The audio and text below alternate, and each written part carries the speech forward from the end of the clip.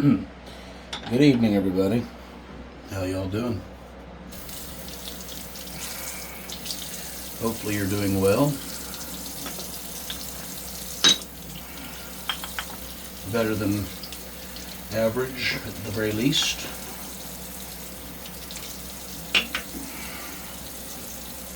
Caleb here. Got an old beat up vintage. Gonna have a little honing, it's an old National Cutlery. A little discussion about things to look out for when you buy razors off of line, off of eBay or something, Fleabay.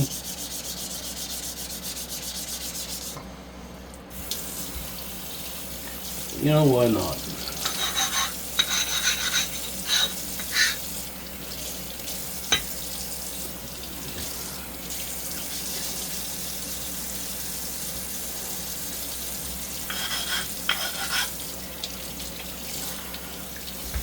Always start with a light lapping. If you don't know your stones, especially. These are the Naniwa Pocket Pro stones. So they're smaller, about 5 inches. All right. Enough of that. When you buy a razor off of line, they usually come with issues. This is a chromed razor. You can see where it's worn out on the tang, the shank, here to the heel. So there's no telling what's lying underneath this facade. So the only way to get started is, well, get started.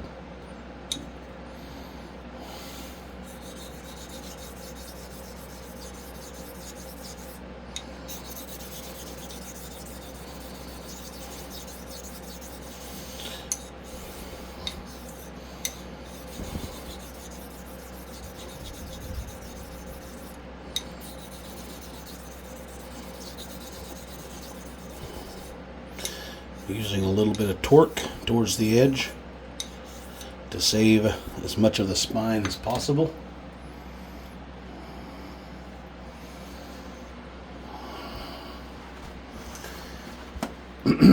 First thing I wanted to do was take a little metal off.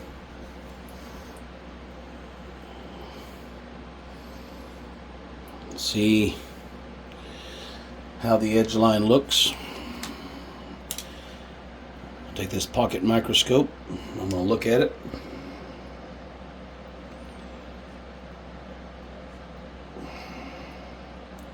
Got some decent sized chipping on the edge.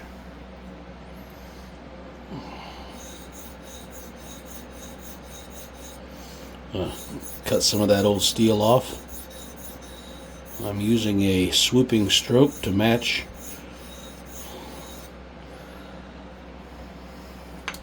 the old grind.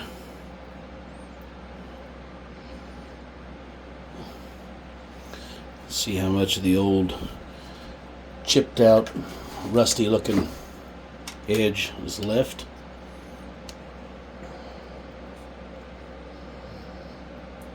Quite a bit. I'm going to have to take off some metal. So let's get to it.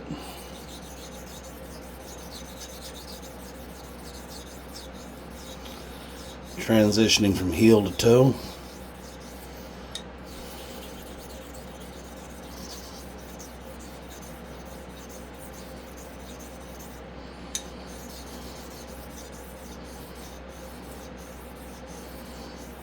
This is a fairly thick ground razor.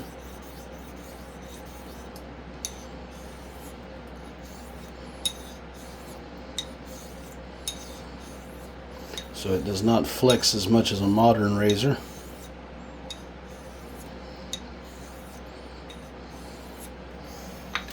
I can get away with a little more torque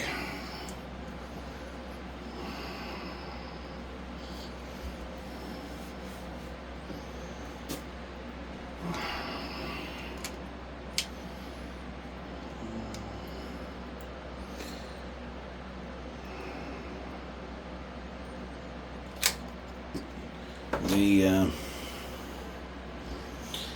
edge bevel is coming along. This is a 400, same family.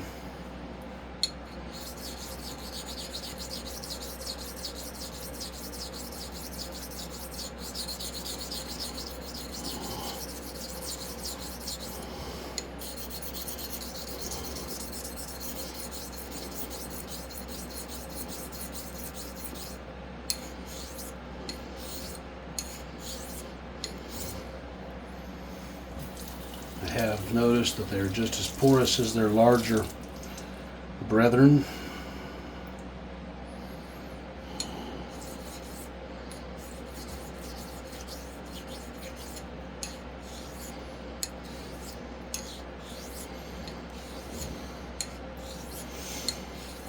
I hope the year has found you well and that you're all doing remarkably well.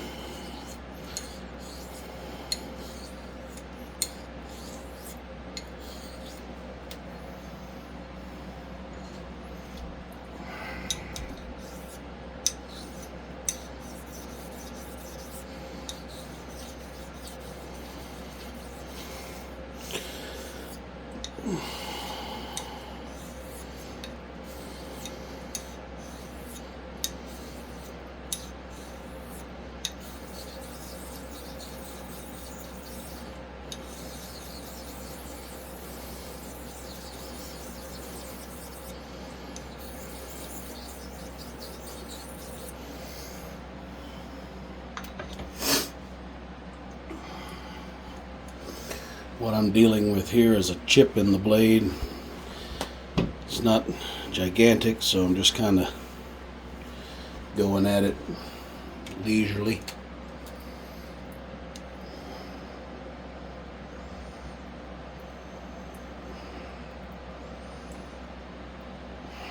It's not a great chip, but it is rather large.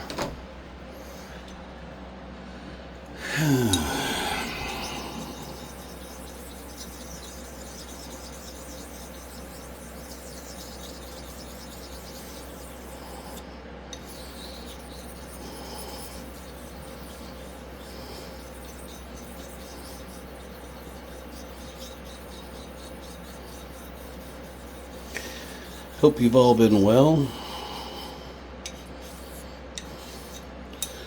Been quite a busy world for me this year.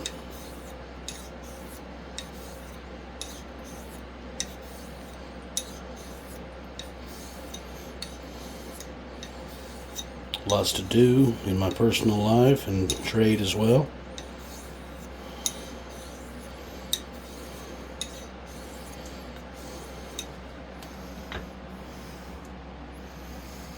Keeping an eye on the chip. Could have just bread knifed it, but then I'd have to set the bevel anyway. And I want to see how this steel responds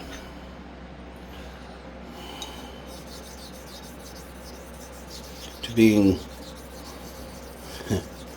honed away inch by inch in terms of length.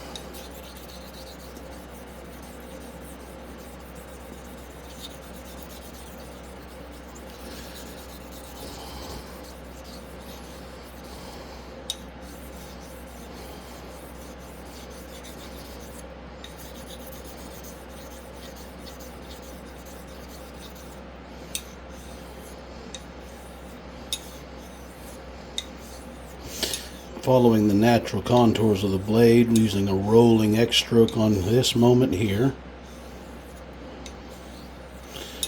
There's a little bit of set the heel. You can see that the blade's up a bit, and then as you come forward, the heel will be up a little. The spine is always in contact with the hone. The edge line will rock a little. Almost got the chip out, and we'll have to test it for degradation.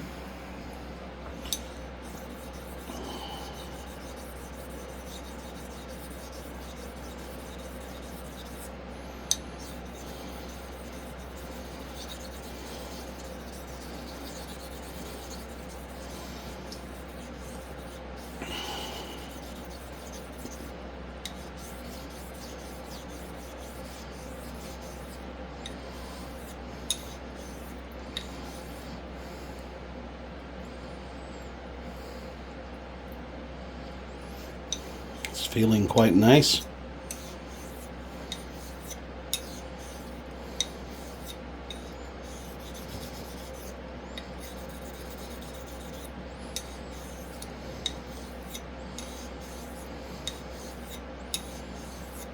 A lot of people, when they get these blades on eBay or Fleabay or wherever you buy it, they assume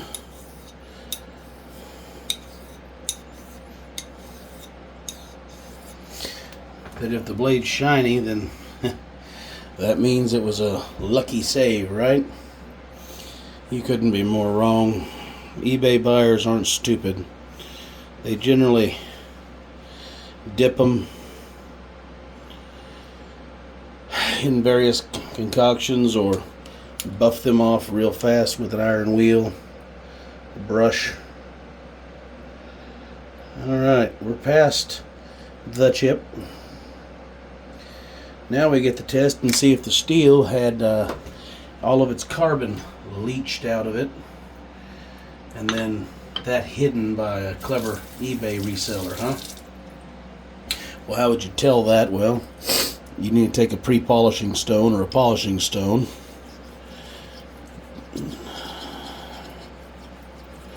and do some laps on it. This is a 5K Pocket Professional, I guess you call it, Pocket Pro. And what I'm going to do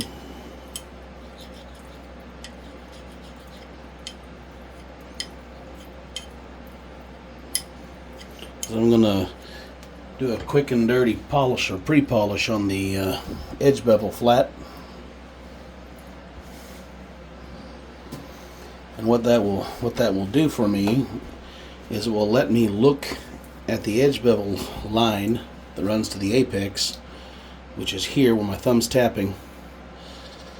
Can't really see the actual apex, but you can see the steel that leads up to it. This is 100 power. And what you're looking for is the steel should turn at 5K blue. The lines per inch of polish should be so close that they trap enough light that it is blue, homogeneously blue, from, let's say, the spine direction all the way out to where I'm touching.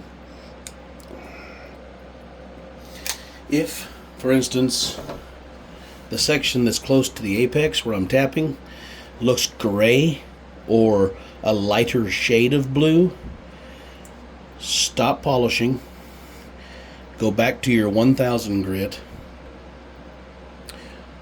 and take all that gray steel off. If you do this, the apex will be strong and will hold up to refinement and shaving. Now, since I rebuilt this edge from zero, I'm going to take this Naniwa 5K Nagura graded, and I'm going to join the edge. I'm going to try to cut off the edge. And then on this finer stone, I'm going to raise some slurry. Don't just do this on willy-nilly. It has to be a razor quality stone like the Naniwa Professional series. A lot of stones aren't graded for grit, average grit particle. You'll see that there's not any popping or clacking or, feeling like it doesn't. If it feels like you're honing on marbles, your stone is not good enough for a razor. You'll understand what I'm saying one day, if you don't already.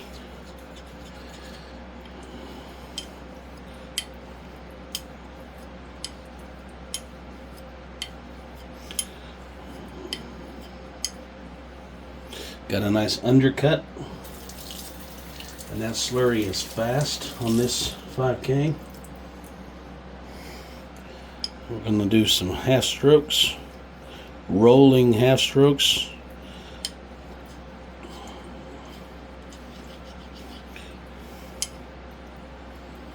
I want to get that undercut from heel to toe.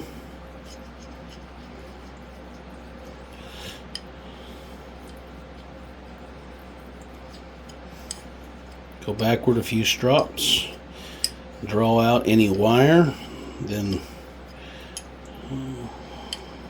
go edge leading.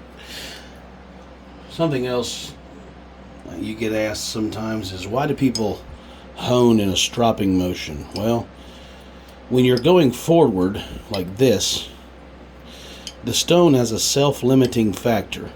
It cuts and dulls the apex as fast. It needs to cut a little faster than it dulls, right? So that it doesn't damage the apex more than it should. Now, when you're going edge leading, it cuts the burr in terms of size down to a certain level. It doesn't get rid of it completely, not until you exceed around 8K. And even then, there's still some remnants.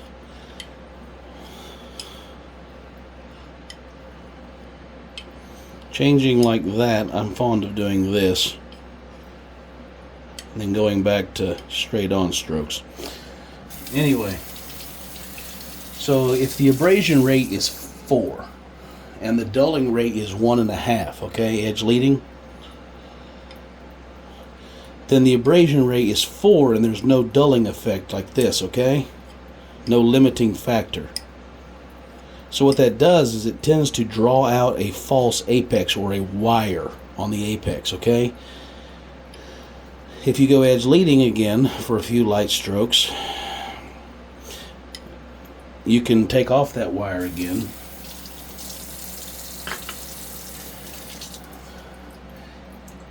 And basically have a more uniform apex height this direction, okay?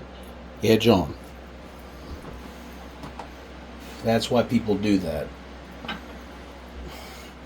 This is a Sahiro Koseki stone, 10K.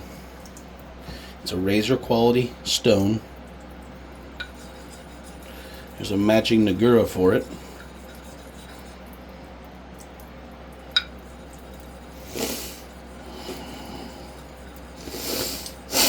Pardon my sinuses there.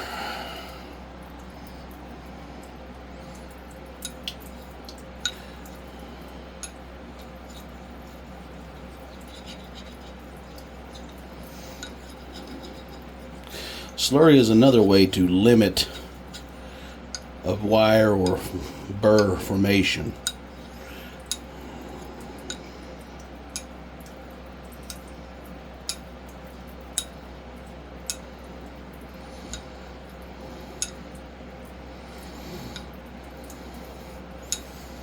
These are swooping X strokes with a bit of a roll to it. I'm going to go ahead and raise some more slurry.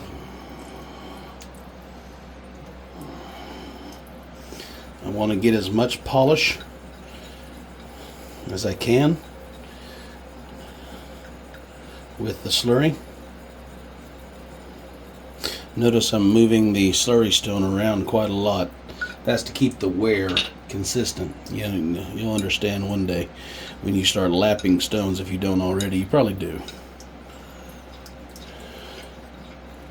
I tend to put my thumb here as a stop. That way I don't have to think so much. And then I use my end of my index finger on the other direction.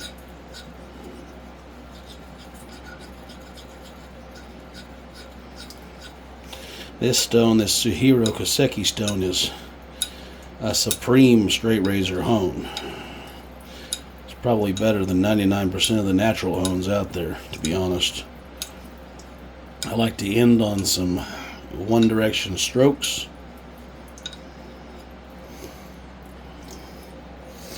Thin out my slurry a bit. This should be one great shaver, by the way. It had no leaching, and the temper was not burnt out of it by some moron with a wire wheel. So I'm using just enough downward pressure to ensure good, consistent contact. The last thing I want is no pressure.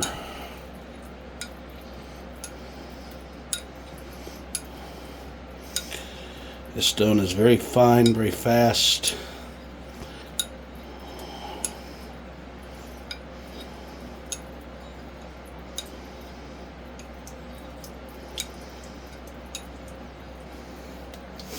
Got some water run over it. That swarf rub down on it. Now, this razor will shave anybody very well. Clean up my mess here. I'm taking it kind of slow.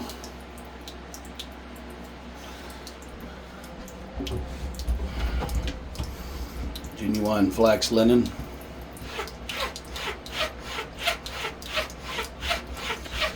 I like to strop on a full hollow or more. I like to get the sound consistent in both directions. If you have a really large amount of variation, you're not going to get the most, in my opinion. Genuine horsehide from Tomo Nagura. Very light draw. Speed is not what you need to go for. You need to go for consistency of movement. That could be an X stroke on a narrower strop, or you could just remember to work the entire edge from heel to toe.